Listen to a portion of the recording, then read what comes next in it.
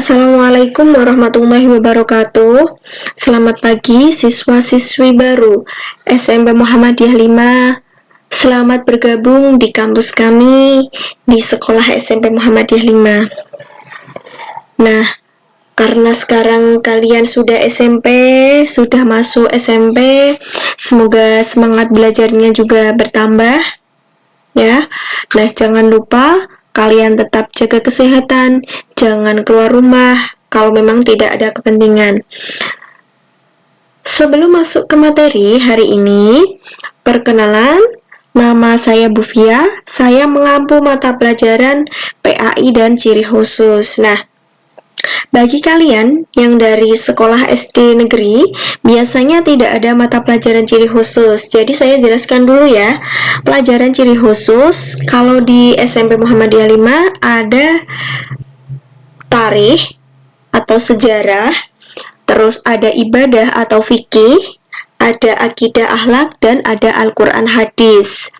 Yang akan kita pelajari hari ini adalah materi hadis. Pelajaran hadis. Nah, untuk hari ini pelajaran hadis bab pertama tentang menuntut ilmu.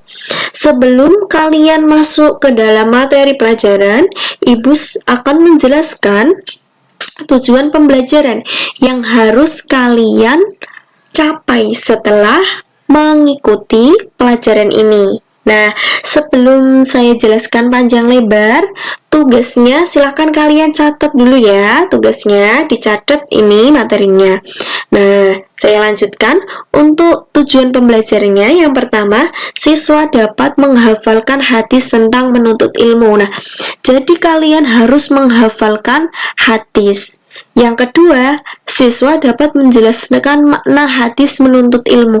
Setelah dihafalkan, kalian harus tahu makna hadisnya itu menjelaskan tentang apa. Nah, nanti bisa dipahami sendiri gitu ya.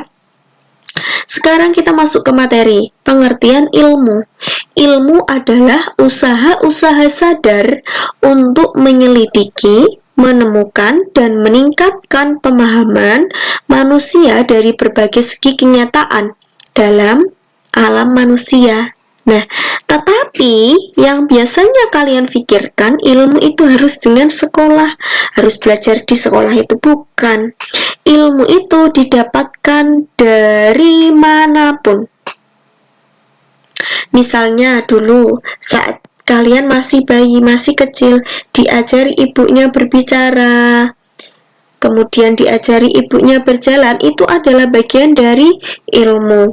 Nah, kemudian sekarang kalian harus menggunakan HP Android, harus menggunakan aplikasi daring. Nah, itu perlu belajar, itu perlu ilmu. Nah, itu namanya ilmu. Jadi bukan di sekolah saja kalian mendapatkan ilmu, dari manapun kalian bisa mendapatkan ilmu. Nah, kemudian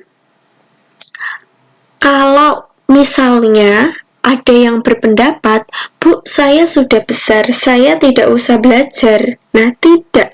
Karena ilmu itu harus selalu kita dapatkan. Jadi orang menuntut ilmu itu dari kecil, dari bayi, dari buayan ibu, buayan mama, sampai nanti sudah meninggal. Orang itu dituntut untuk selalu menuntut ilmu. Jadi biasanya kalian yang rata-rata tidak bisa ngaji, kadang malu. Sudah besar mau ngaji, temannya kecil-kecil, itu tidak boleh. Tidak boleh malu. Orang yang pemalu, orang yang malu tidak akan dapat apa-apa. Ya, itu harus kalian ingat. Orang pemalu tidak akan dapat apa-apa. Orang itu harus apa? Berani, pemberani, tidak usah malu. Begitu. Nah, untuk hadis tentang menuntut ilmu, ini kan ada Arabnya, kemudian bawahnya ada Indonesianya. Yang tidak bisa baca Arabnya nanti bisa dihafalkan ini, bawahnya ini ya. Ini saya bacakan. Bismillahirrahmanirrahim. Wa man salaka tariqan yaltamisu fihi ilman sahalallahu lahu bihi tariqan ilal jannati. Saya ulangi lagi. Waman salaka tariqon yaltamisu fihi ilman sahalallahu lahu bihi tariqon ilal jannati. Artinya, siapa yang menempuh jalan untuk mencari ilmu, maka Allah akan mudahkan jalannya menuju surga. Jadi barang siapa yang mencari ilmu seperti kalian ini, mencari ilmu sekolah, niatnya sekolah, bukan paksaan orang tuanya untuk belajar. Kalau paksaan berarti kalian tidak niat mencari ilmu, gitu ya. Misalkan nanti kalian dapat pahalanya cuma 1%. Kalau niatnya bukan mencari ilmu, tapi kadang niatnya kan sekolah, berangkat sekolah, tidak mau daring, kadang-kadang tidak mau daring. Niatnya apa? Biar dapat uang saku dari orang tuanya. Tidak boleh. Niatnya harus mencari ilmu. Lah, kenapa kita dituntut mencari ilmu? Karena seluruh kehidupan kita selama di dunia ini butuh ilmu.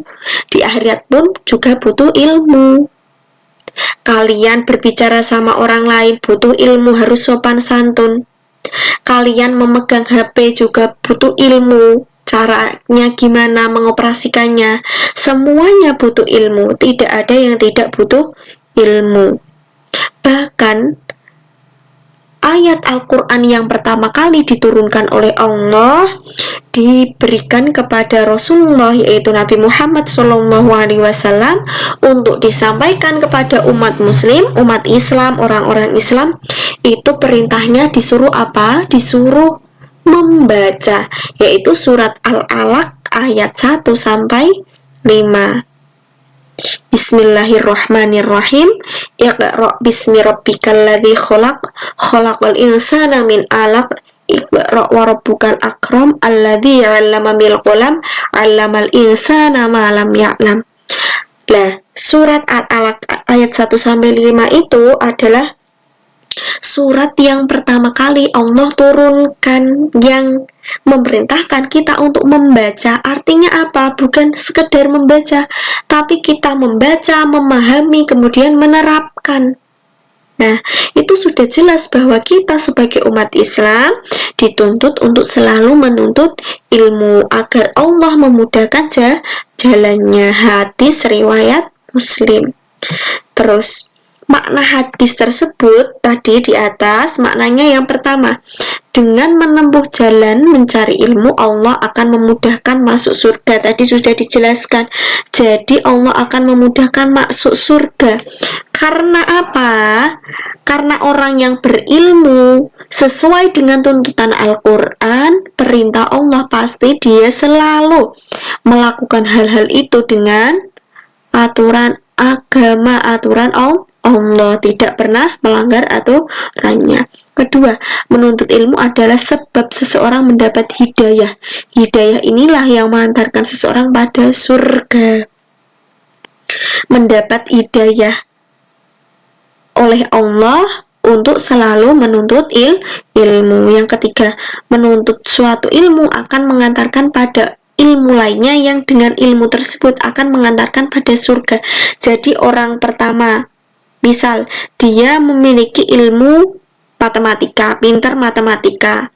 Nah, karena dia pintar, kemudian teman sebangkunya ada yang pintar bahasa Indonesia, ada yang pintar IPA, ada yang pintar agama. Nah, kemudian orang yang pintar-pintar tadi berusaha untuk belajar pelajaran yang lain, sehingga lama-lama akan pintar semua pelajaran, sehingga mempermudah menuju surga. Terus yang terakhir, dengan ilmu Allah akan memudahkan jalan yang nyata menuju surga, yaitu saat melewati sirat, sesuatu yang terbentang di atas neraka menuju surga. Nah, katanya besok itu, karena kenapa saya mengatakan katanya? Karena saya belum tahu, belum pernah mengalami, tapi sudah dijelaskan dalam Al-Quran bahwa besok itu ketika orang-orang sudah meninggal, nah ada neraka di sini misalkan, kemudian ini mau ke surga.